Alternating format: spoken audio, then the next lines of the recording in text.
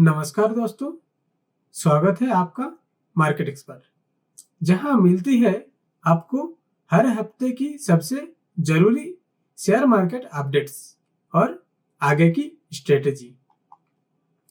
आज हम बात करेंगे पिछले हफ्ते यानी 16 से 20 जून 2025 तक मार्केट में क्या हुआ, कौन कौन से सेक्टर साइन कर रहे थे और आने वाले हफ्ते यानी 23 से 27 जून के लिए कैसी होनी चाहिए आपकी इन्वेस्टमेंट प्लानिंग। तो चलिए शुरू करते हैं, बने रहिए आखिर तक। पिछले हफ्ते मार्केट का हाल।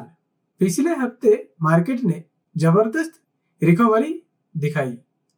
सेंसेक्स 1046 पॉइंट्स चढ़कर 42,408 पर बंद हुआ और निफ्टी 50 ने 25,112 का लेवल पार कर लिया।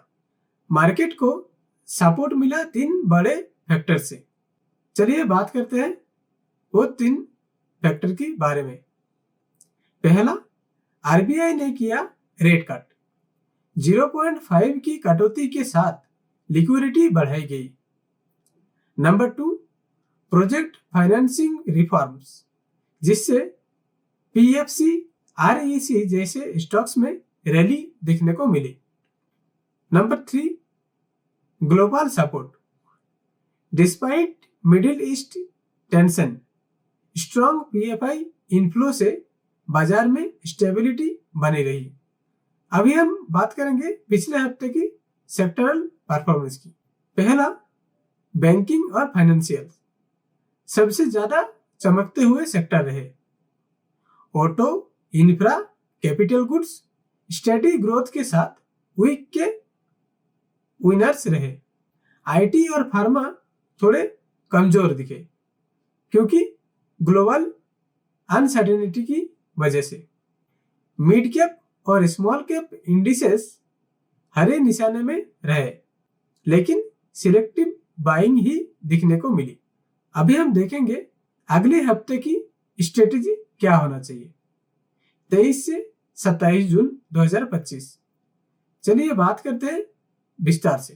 पहला पॉइंट है जो नेक्स्ट वीक मार्केट को इंपैक्ट कर सकते हैं, फ्लैश पीएमआई डाटा। पीएमआई यानी परचेसिंग मैनेजर इंडेक्स।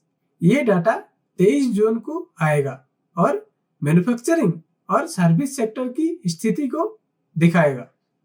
अगर पीएमआई 50 से ऊपर आता है तो ये इकोनॉमिक एक्सपेंशन का संकेत है, यानी मार्केट को आगे चलकर सपोर्ट मिल सकता है।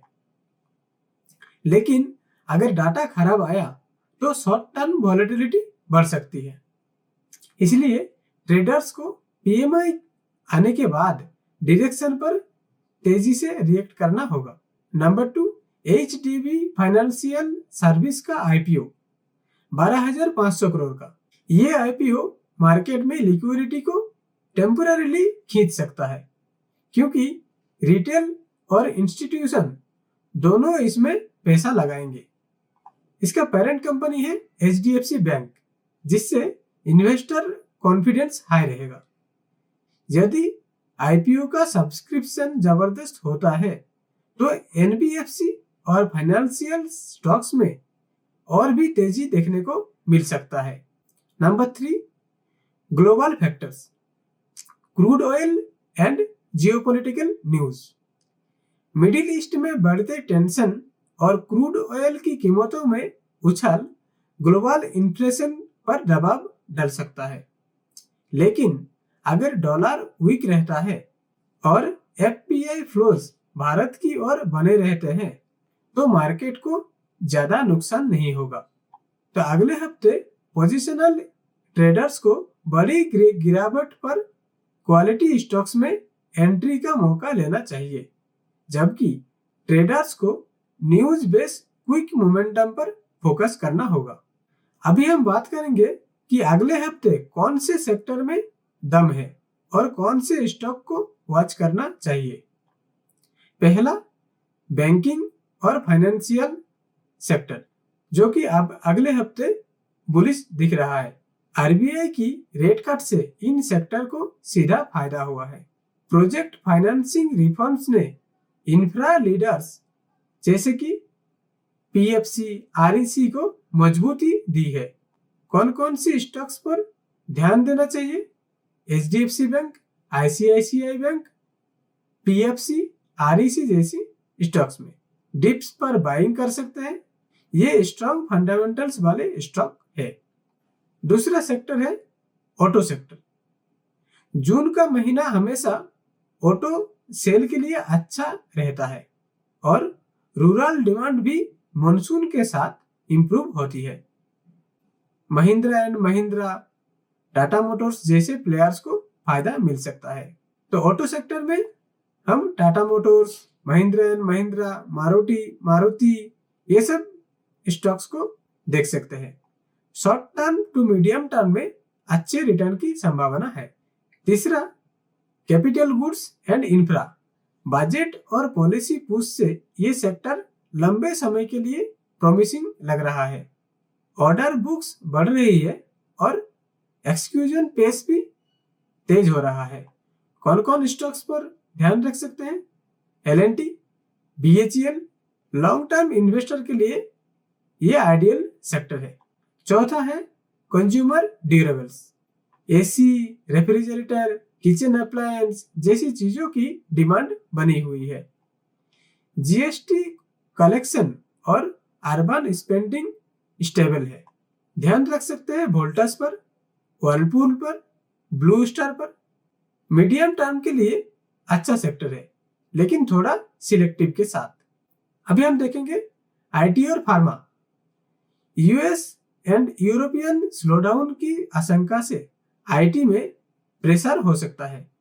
फार्मा में भी वैल्यूएशन थोड़ा हाई है और यूएस एफडीए न्यूज पर डिपेंडेंसी है। तो इन्फोसिस, टीसीएस, सन फार्मा, इस सब स्टॉक्स में थोड़ा कॉशियस रहे। ये सब स्टॉक्स को होल्ड कर सकते हैं या फिर अवॉइड कर सकते हैं। तो हमारे टिप्स क्या है? Sector to focus, banking, infra, auto. Stock to buy on dips, PFC, Tata Motors, LNT. Avoid over exposure in IT, pharma. Participate in IPO but don't over commit capital. तो दोस्तों, शॉर्ट में कहो तो अगले हफ्ते मार्केट में मौका भी है और मोमेंटम भी है। सही सेक्टर और सही स्टॉक्स में एंट्री बहुत जरूरी है। तो दोस्तों, ये था आज का वीडियो।